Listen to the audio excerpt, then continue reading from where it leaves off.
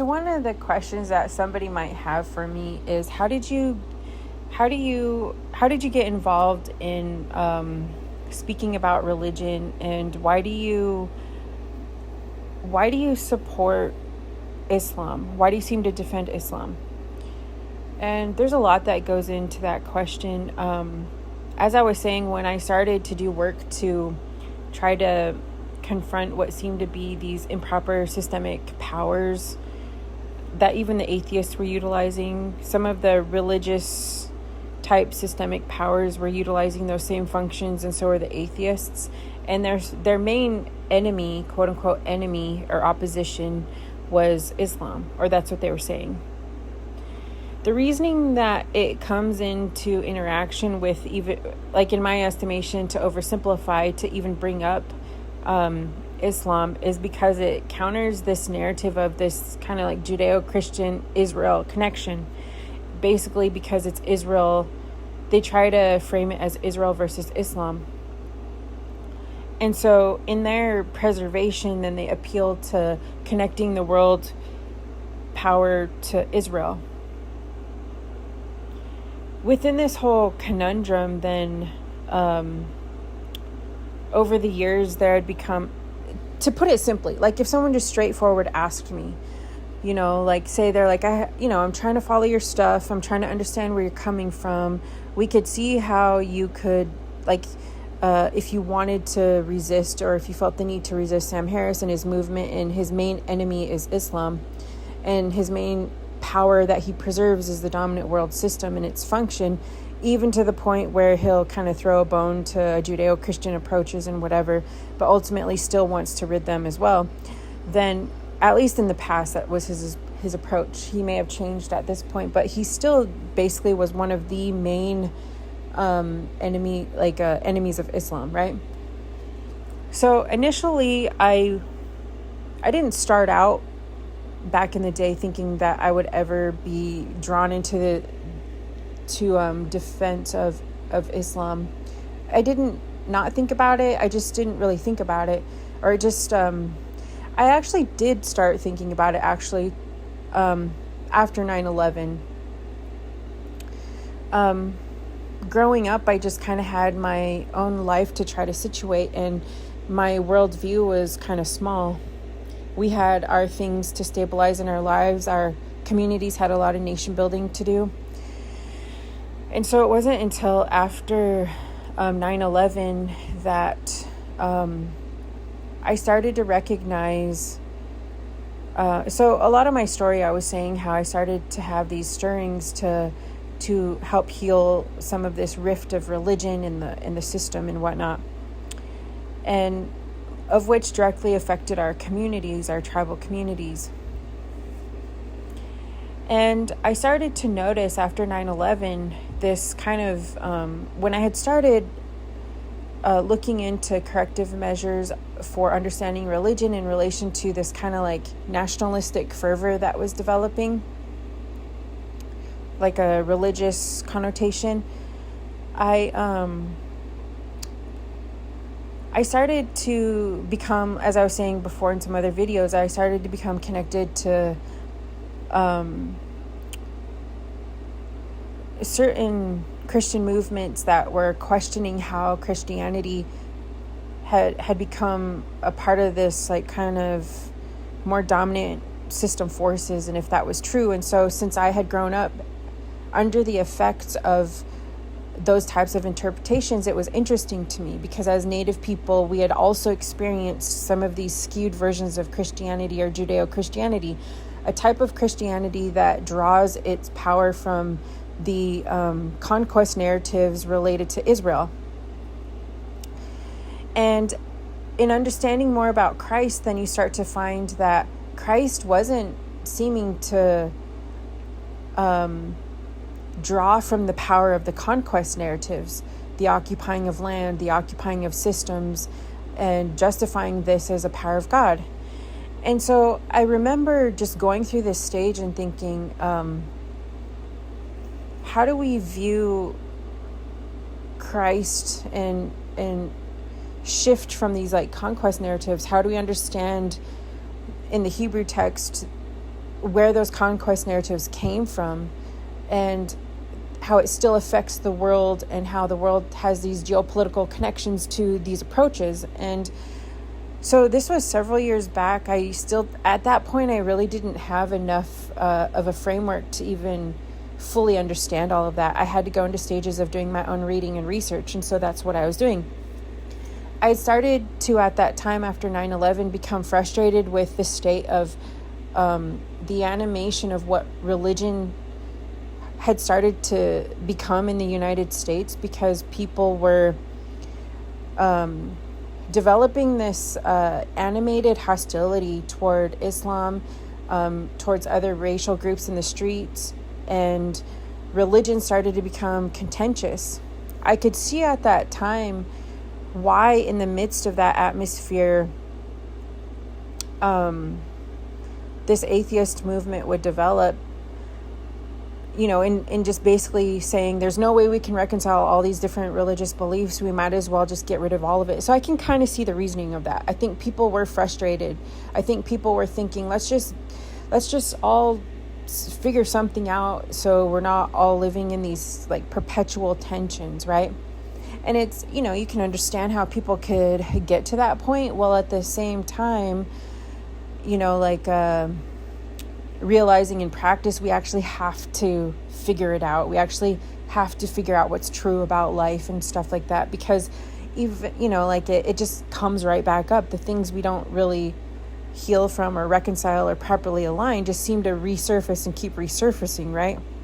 So I remember taking all this time to really consider these things and going through these things. And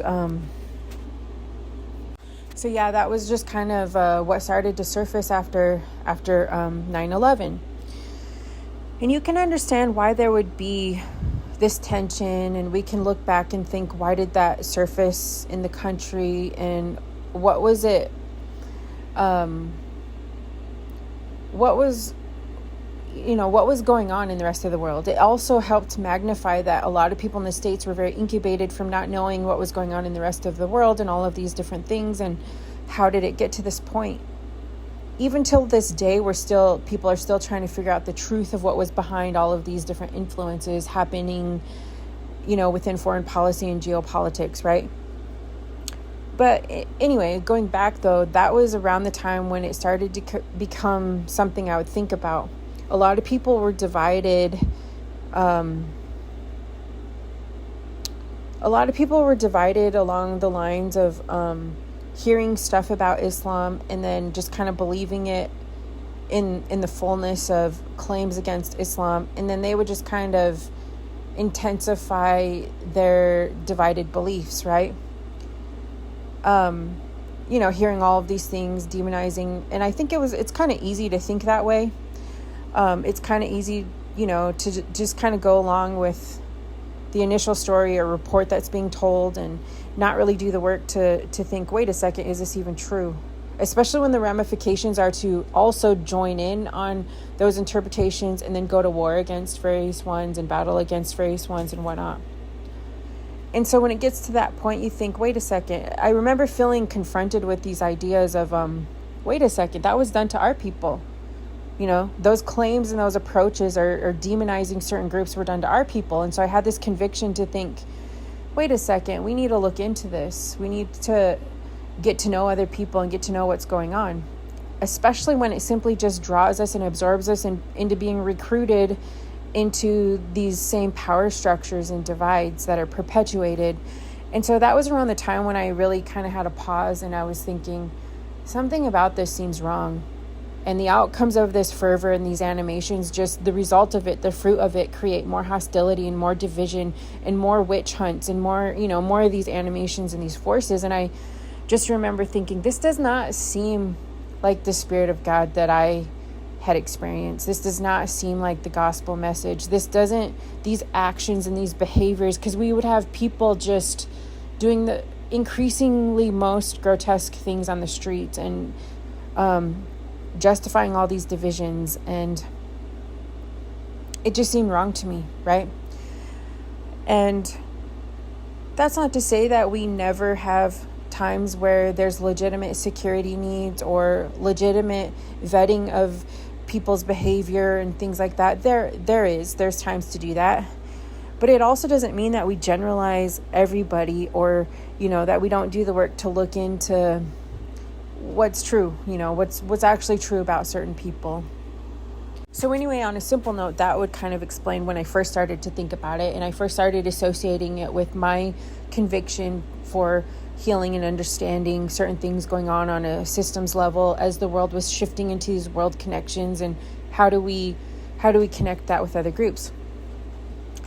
It wasn't until years later, my network just kept growing. Like I said, the network of connection and perception and conviction and this whole work that was happening in me over these years just kept growing and growing. The network just kept connecting to the next thing and the next thing and the next thing. And so fast forward through a lot of different stages of things, tremendous developments, I then found myself situated in this atheist movement. And as I was saying, they kind of became claiming direction for this preservation of this kind of like world system, Western civilization, competing for dominance. And their main enemy was Islam. And they were supporting the geopolitical foreign policy, militaristic approach with a type of Judeo-Christian. What's interesting about it is, so they were atheistic and they were against religion, but they had come out and explained that they were still willing to partner with the Judeo-Christian framework, because they had felt like they had their shared enemy, Islam. And what it seemed like was, like there had even been arguments coming out as to why they were going to strategize with Israel and stuff like that. And so at the time then, it became these approaches of attempts to preserve the system in that type of power structure. And they even talked about times where they needed to like degrade the populations, and utilize like functional approaches of pressure and creating discomfort for people to force them to adhere to these things. There were apologetics and arguments going forward for types of defense of the military in terms of their behavior with like the torture system and other methods and whatnot. And so what it seemed to create over time was, as these stories were coming out as to what certain groups were doing and enacting in the approach or the claims of like security and whatnot, you would see these groups join forces more and more. And as I, over the years, would see this take place, and I would think, just something seems wrong about this. I'm not against security. I'm not against our military. I know that there's a usefulness in things. I'm not taking that route as much as looking at, is this true? Are these approaches true about various people groups and whatnot? So around that time, I had also been reading some other contributors and people talking about internal issues on the world stage, what it is to work on connections between people groups and whatnot, reconciliatory type work and stuff. What does it mean to really think about God, And so I was kind of doing some work on that and hearing some of these other messages. And around that time, there was this certain... I almost want to say, because I'm trying to vaguely put this together, but I think there was this one native preacher that was saying that his heart kind of went out to those within like Islamic countries, because he had realized as well that they hadn't had much of a voice and they were kind of being maligned by the system, and a lot of what people thought about them or knew about them wasn't true. And so then I started to just kind of have these seeds being planted, and then I also encountered and connected with other groups and their testimony online of some of the things that they had been exposed to and had to endure and whatnot. At the time, then there was this growing hostility even in the streets, where people, just their ignorance, they didn't even really know who was Muslim or who wasn't. They were attacking Sikhs and other groups, and there were even mobs that were kind of being stoked into a frenzy to be against various ones. And it's not to say, like I said, I'm not eventually then, because here's kind of what I'm getting to as well. Other groups then were even more enraged. The idea of even speaking with Islamic groups or showing that various ones were speaking among and connecting online seemed to enrage other groups. At this point, it couldn't have even been identified or targeted as anything hostile or doing anything hostile. Even just at this point in what the system had become in this animation of hostility, even to the point of just befriending other groups or sharing community with them or hearing their stories, enraged some of these groups. That's what it seemed like to me anyway. And I just remember thinking, this is something is very wrong here. And I remember thinking, this climate can just create a lot of the very hostile conditions that people think there already are. Because some of these people were saying, a lot of times they weren't even doing anything. Everyday people trying to attend their places of worship and stuff like that. And so in some ways, I'm not denying that eventually some of these behaviors and these atmospheres don't create hostile situations, or eventually, people, thinking people wouldn't lash out or do other things. It does create that. I mean, that's part of the warning, is that when you create hostile situations and when there's these responses in these types of ways, it can create those outcomes, right? Hostility. And then once it creates even more hostility, then people don't want to look back and rewind the tape and think, what could we have done prior to that? How could we have addressed it differently? And then look to those types of instances and start diffusing it and approaching it in those types of ways. But instead, they get fueled by increased animosity, increased hostility, to the point where it's not even a testimony it's just a testimony or a testament to their power struggles that they developed. It's not a testimony or a testament to what God is like or how God would have handled it, or the way of God or anything like that. And then eventually these just become self-fulfilling approaches for these systemic forces. And I remember in the midst of that, I started to have this stirring. Like I said, I felt like I was kind of catapulted into right in the middle of this atheist movement, and a lot of these discussions were happening. And here's the thing, I have to be honest though, even though I started to have a heart towards Islam and recognizing this happening and thinking hey, this can't just be something that we as fellow human beings just decide is normal, or decide this is the way we treat other human beings.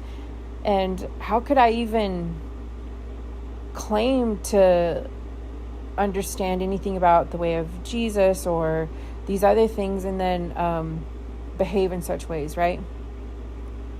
And then as I was saying, what does this speak to my own endeavor to reconcile past atrocities that had been done in those similar ways against people groups? So I'm thinking about that, and I'm considering these storylines, and yes, I've heard all of the things, but the thing is that's been done to Native people as well. They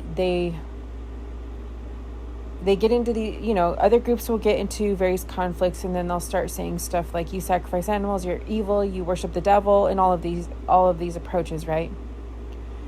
And so I remember eventually I was confronted with this certain man sharing about how he had gotten into the situation where he had to protect his students because they were in, this was several years before.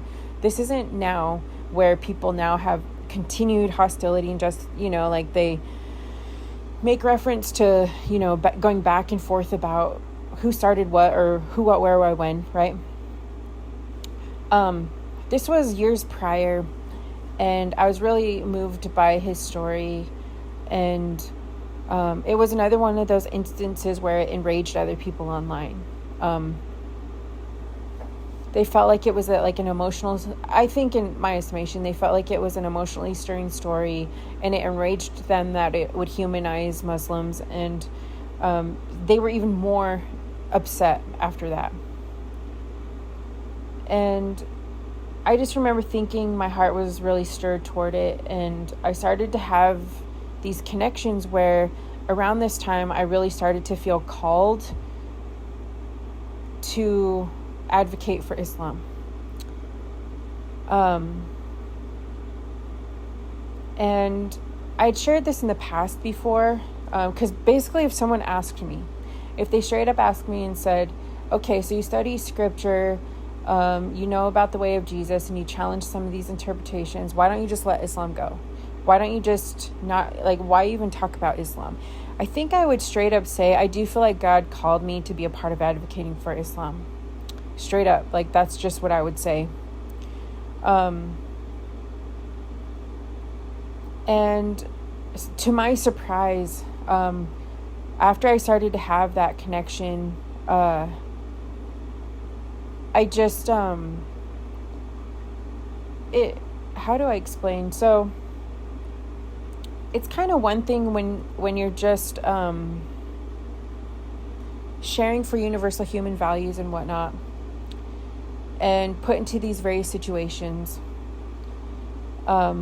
It's another thing, though, when you really feel like God impresses upon your life to advocate for certain ones.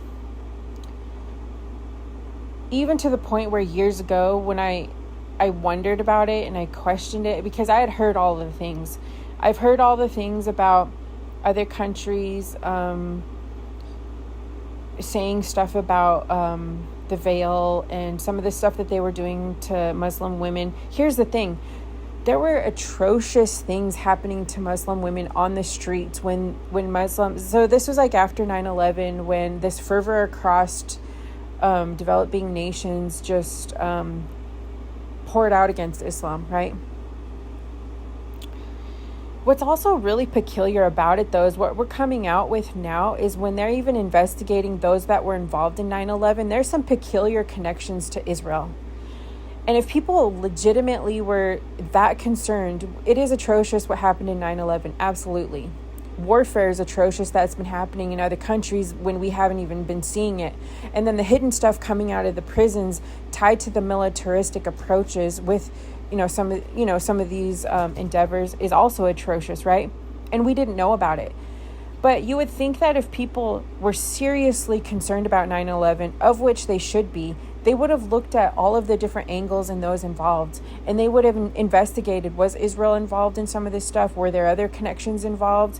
And to the degree by which people just don't want to thoroughly investigate any of these questionable happenings, it seems to be that they just like the idea of maintaining power within a dominant system and not even flinching or investigating what that system is doing to other groups, right? I'm not saying that we don't need to have certain types of infrastructure or security in place. I'm just saying there should be some level of legitimacy, that it's actual security and not some kind of manufactured power struggle and efforts where it even is sacrificing the lives of our own military men and women and costing us, when it just does, to degrees of what we could otherwise do in our developing nations, where we don't have to fight these other types of unnecessary conquest battles, right? That simply generate and manufacture the same thing, because you can't continue to destabilize populations and refuse them their basic needs and then think that you're eventually going to get to more peace. You can't do that. That's not the way of peace. That's not the way of God. That's not the revelation of the act of Christ or any of those things. And so I remember getting to this point where, so yes, I would say at that moment when I was hearing some of the stories, and this was probably, so we're not even talking about now in the context after like October 7th and whatnot. This was like this was probably maybe 2011 or so. But then, like, when I started making these connections with various ones online. But the stirring of things that were starting to be reported across the countries was probably maybe around, like, I don't know, 2006-ish and stuff like that, even before that. And you have to imagine those little kids watching their mothers, because the stories were coming out, watching their mothers being harassed in the streets all over these developing countries, watching their mothers being harassed, watching them being spit on, watching them being refused work, intentionally making their lives uncomfortable, and other atrocious things. You would have to think, of course they're going to grow up and they're going to be angry about that, right? That's not to say that we want to perpetuate these hostilities, but it's also the sense of, like that, raising the alarm to start practicing proper humanity. And so I remember later thinking, as years go by, and I have these seeds kind of planted in my spirit of this larger work among the world nations and negotiating. Hard for me to fathom at the time. I think I was kind of a little bit in denial. I was still trying to keep in my own little small station of my world and whatnot. And then I just have this stage where I'm thrown into this atheist movement, and then I realize one of their major enemies is like religion and Islam and all of these things. And I think in my mind, like, okay, what's happening here in my life? And then I'm encountered with some of these stories, and it just really quickens my spirit to the point where I get emotional about it. And I just start to have this resonating in my spirit, and I start to realize, I think God is impressing on my heart to have a connection with Islam, to advocate for Islam. It's kind of a peculiar thing. I would question it for a while, and I would think, I don't really know too much about Islam. Like at the time, I don't really know too much about Islam. But I do see what the world is doing. I see what the propaganda is saying. I do see what Christianity in some of the power structures is becoming, and it doesn't look like Christ, and it doesn't sound like the gospel message, and it doesn't even question the integrity of the conquest narratives. It's just a free-for-all of what seems to be a power struggle and justifying any type of claim of dominance. And I just remember thinking, so I started to follow other different teachers and leaders at the time that were kind of sharing in these growing convictions and thinking, this is wrong. This is not the Spirit of God. These are man-made power struggles. And so where do we go from here on the world stage? This is just going to lead to atrocious things. I would think about it, and I'd kind of hesitate, and I would think, I don't know where to start. I don't really know where to start. But I know life is kind of doing something. I'm being situated into some of these peculiar things. I start following the atheist movement. Like I said, there were areas where I developed some connection. I was trying to be understanding to their arguing points, and I actually was. Like I said, there's some stuff that's legitimate that they say. But I also think it's unnecessary for them to propagandize other things so they can weaponize portions of the system when they should otherwise just be diffusing certain situations and taking a reasonable approach to like basic security and not propagandist power struggle, right? So anyway, I start growing in these connections, and I start at the moment to think that I was going to start reading through the Quran, and I did, and I was interpreting it through some other approaches, but I felt like there was a halt, right? So I kind of had this halt, because at the time I was actually juggling many things. I was battling against some of these other kind of like Judeo-Christian approaches, and then I was trying to develop an alternative approach to preserve some of the gospel message of what Jesus was actually about in connection to other culture groups and the humanizing of people and understanding the spirit of their humanity, these variety of things. And then I was increasing in this whole battle of understanding this atheist movement. And at the time I had felt like, so I was introduced to this atheist movement and mainly the character Sam Harris, surprisingly enough. Like I had said, I'd ran into some of his work several years prior, but it just didn't really click into gear that he eventually would be one of my main, online places of resistance or, it was a peculiar thing that started to happen. Seemed like kind of animated in the forces of things, which I could probably talk about at another time. But I remember thinking, okay, I didn't expect any of this. I didn't expect to kind of be brought in the world stage of these strange negotiations and whatnot. But then there were also these blockages, right? I couldn't quite get there. So I ended up just kind of surrendering to just the trade of ideas as we kind of various contributors online signaled back and forth stuff and contributions online. So there was a steep learning curve in defending and developing a defense within scripture and whatnot. At the time then, I started to watch some of Sam Harris's old debates, and there was this major debate that I kind of ran into that was with Reza Aslan and Sam Harris. And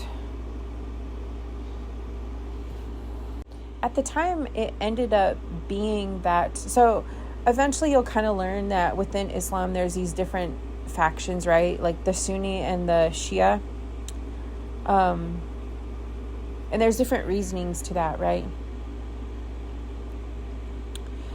At this time, though, so I spent this time watching one of Reza Aslan and Sam Harris debates. And then I started following Reza Aslan and some other characters online and following. So what it kind of developed at the time, because initially, like I was saying, I thought, okay, this is really stirring on my heart, to the point when I would pray about it and talk about it, I'd kind of tear up. And I would think, okay, there is something here. God is doing something. This is another surprise among surprises. I didn't know I was going to be brought into this whole atheist movement. And I didn't know that all of a sudden I'd have this major stirring of this connection with Islam, while at the time working on this corrective approach to the spirit of Christianity and the way of Jesus and all of this stuff, right? And so I'm just okay, something is really developing here. I mean, I thought I was just going to do some small town, work and connection and whatnot. And my life is really just unfolding in so many different directions. So I started spending time thinking about it. My personal life then has, at the same time, had brought me through all these different ventures and whatnot. And so I was also strategizing some things, and I kind of had this window of opportunity where I was able to kind of carve out some space in my life, and among these things, other things were happening as well. And I just thought, okay, there's a lot happening here. But anyway, though, in the midst of it, I ended up catching up on some of these debates and whatnot. And I start realizing this connection, and I just start having this increasing connection with some of Reza Aslan's work. To be fair, though, so I imagine, since I'm kind of bringing out some names here, people might, look into it and think, okay, let's watch some of Sam Harris's old stuff. Let's watch Reza Aslan. And they might think that I 100% agree with various ones, but I don't.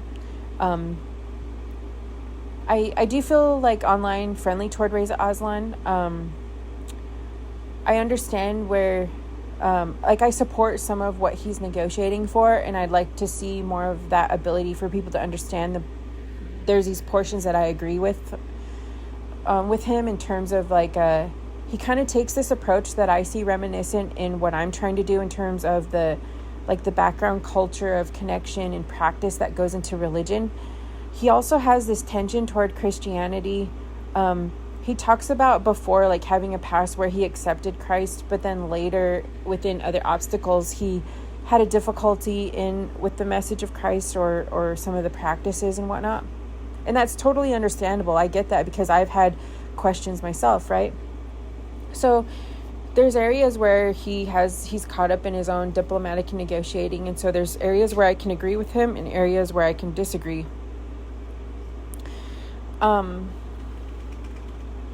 He's caught up in negotiating among the Islamic world where, like a lot of cultures can agree, once it becomes grown into systemic influence, it's difficult to negotiate once religions become developed into their systemic complexities, right? And all religions can do that. And so it's in those areas where eventually I could find agreement or disagreement with the eventual complex approach of diplomatic approach and also like pressure against various ones and whatnot.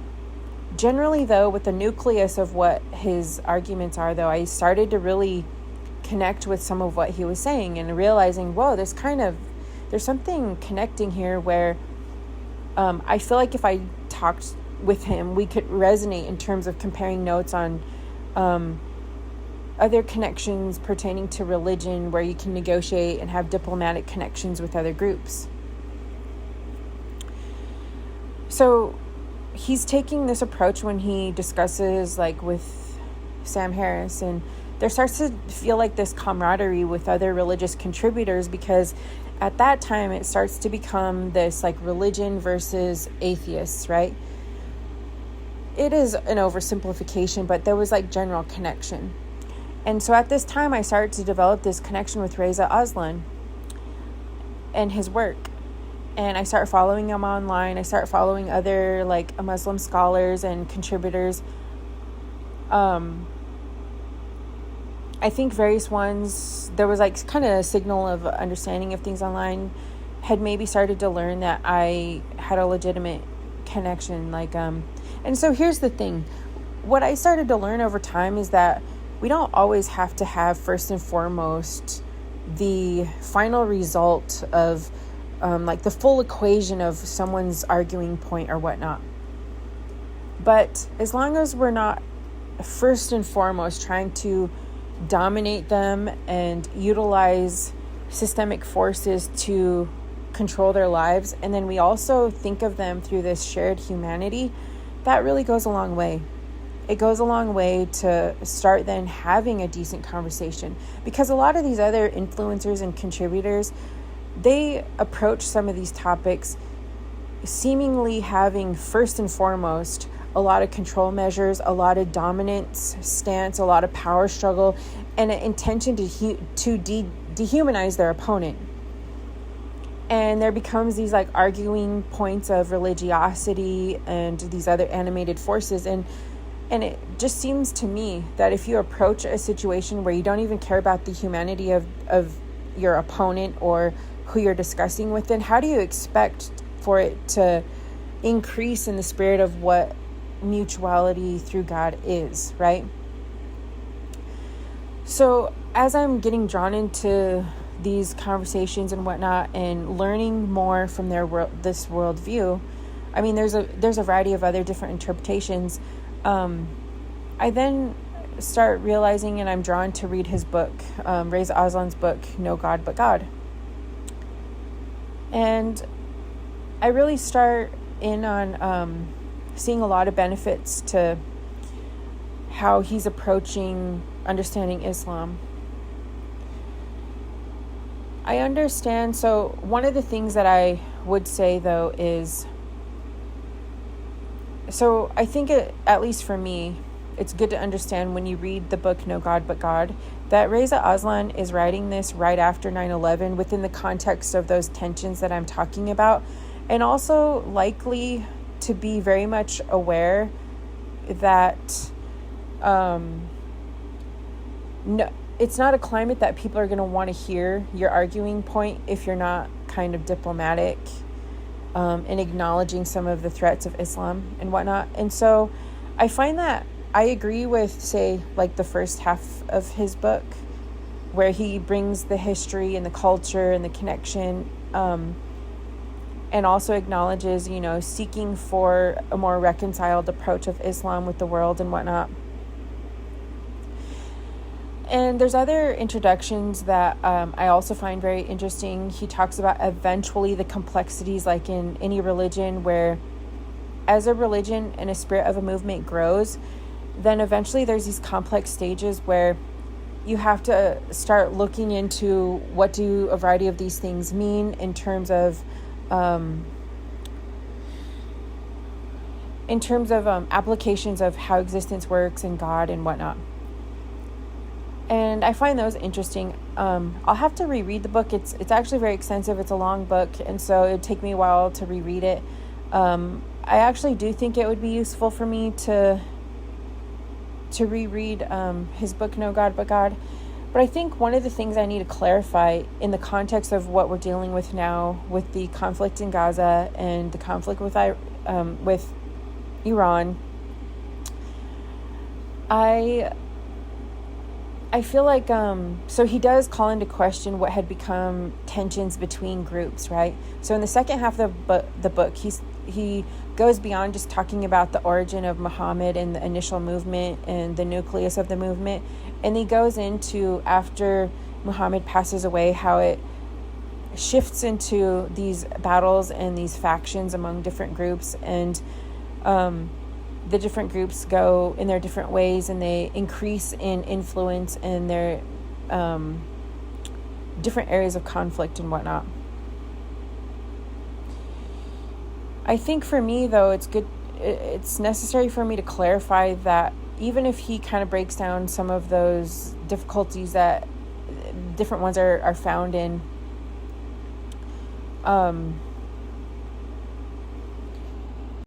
it doesn't, because I feel like he's trying to, initially what he prefaces a lot of his book with is he's trying to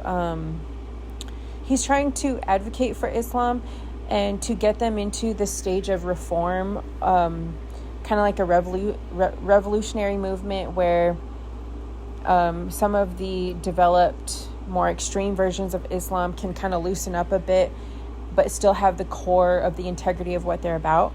And so he tries to go into, because at this time in the context, there was a lot of fervor of demonization of Islam. And so he seems to be having this attempt where he's negotiating to kind of pull back on some of the more extreme forms or what seem to be the heightened areas of conflict in relation to the world. But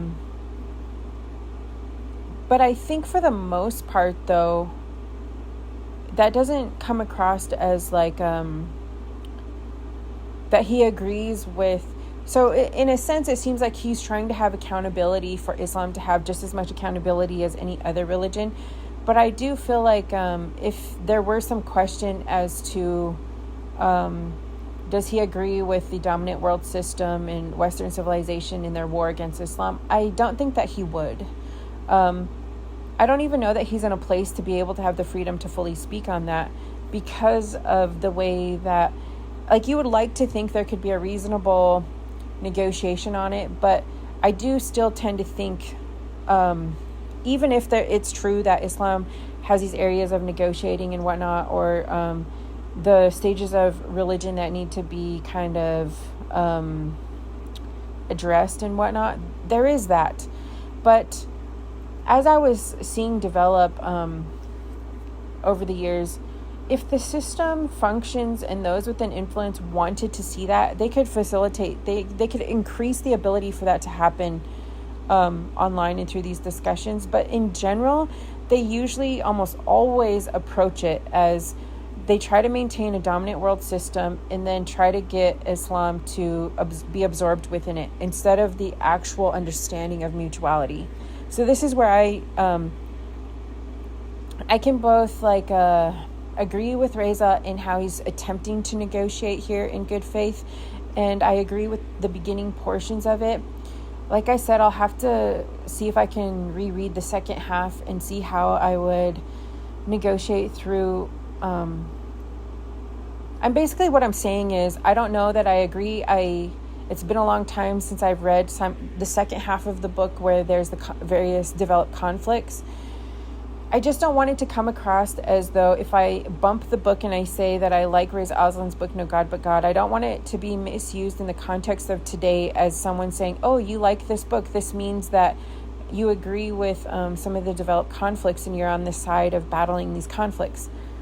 That would be, in some ways, an incorrect assessment, because I don't agree with how I've seen what seems to be intentional division against the Islamic countries and world and belief exacerbated and simply just functionally intensifying the world dominant system that behaves in improper ways to the rest of world nations.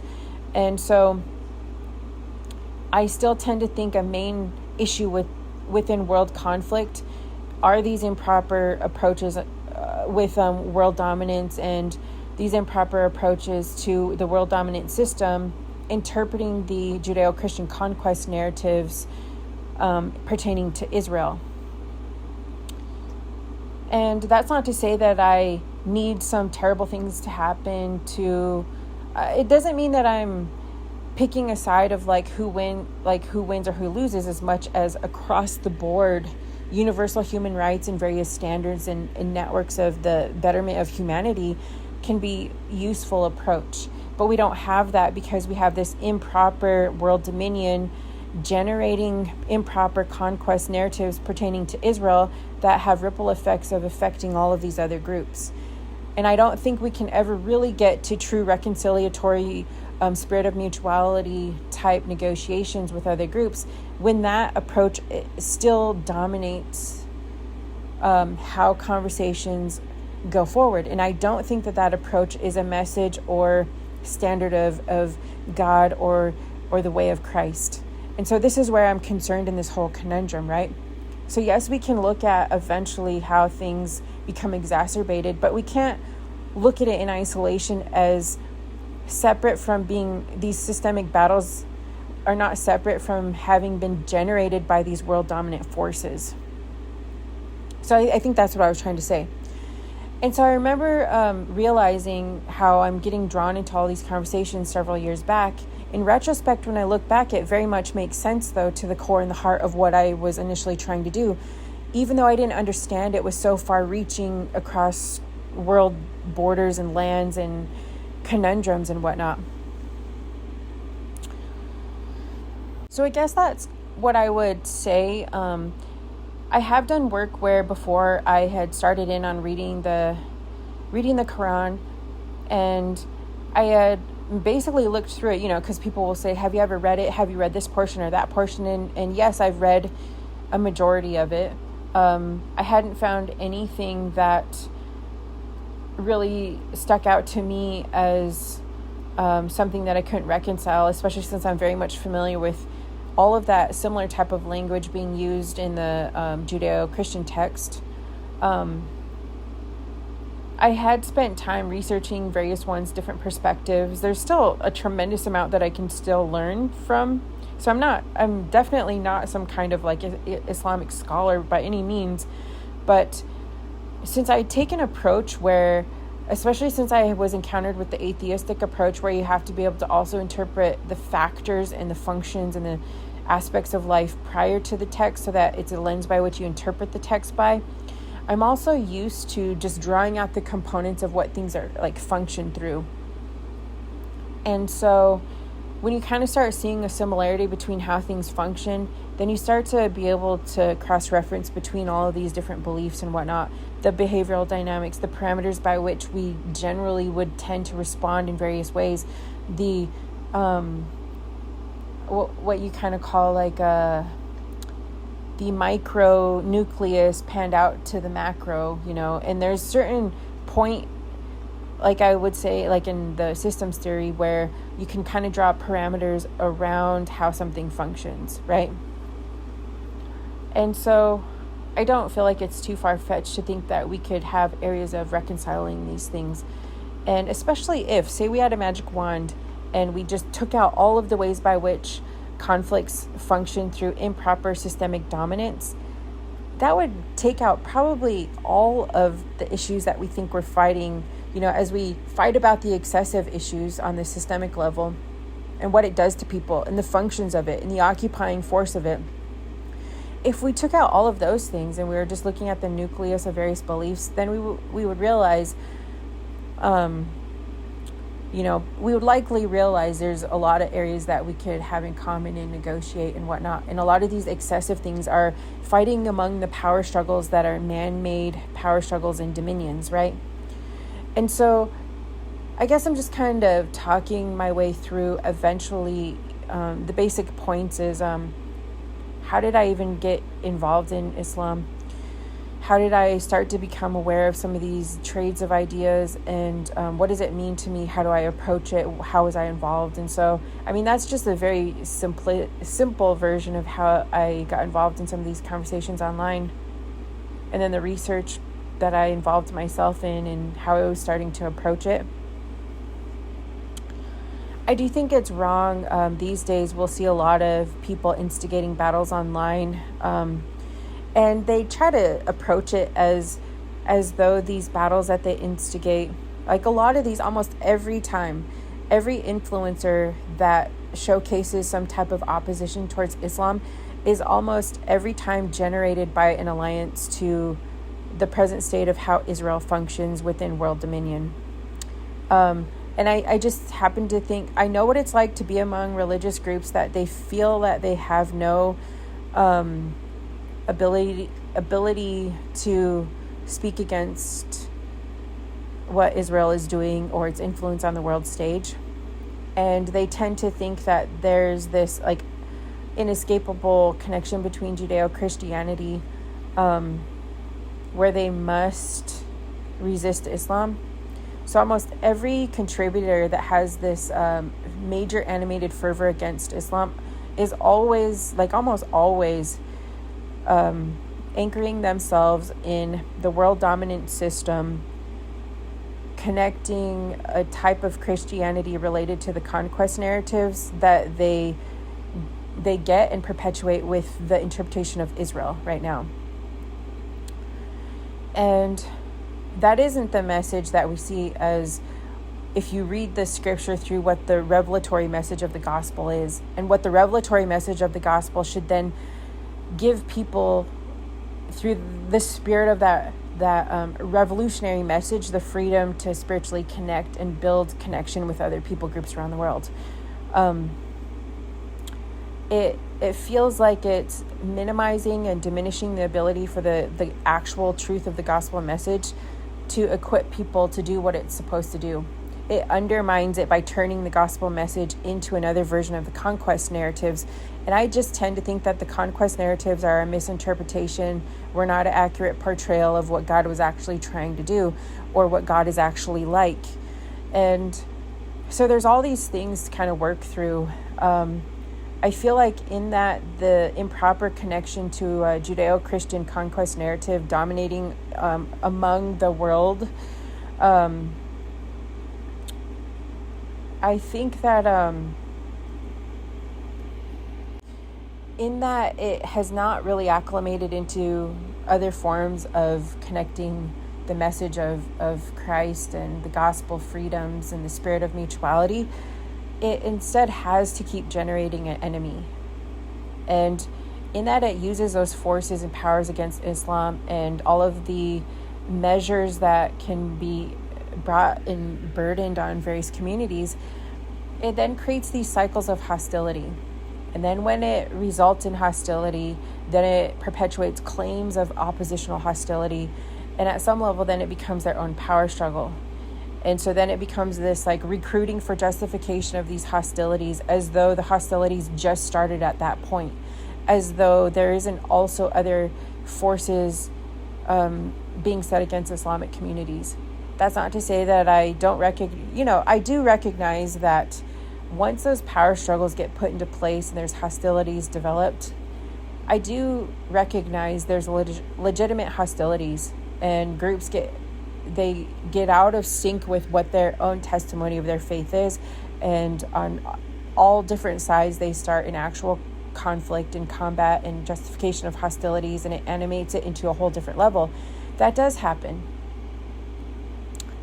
Those things do happen, but that doesn't mean that either side then is still an example of what the core principles of their beliefs are. It doesn't mean that it proves some point about them always being hostile. It actually just proves that people can misuse the message of God for their own gain or hostilities. And in doing that, it makes it difficult for them to be distinct from any other world power system that's manufactured and man-made. And then that's kind of what the atheists are saying, is eventually, do any of these things speak any other distinct message rather than just adhering to what they had defined as this like powerful world system. But anyway, just kind of speaking on this, the discussions become tense at times. I just kind of wanted to give a brief understanding as to how I somewhat got involved in things that I had been studying and the approaches and general ideas that I have in reference to these topics.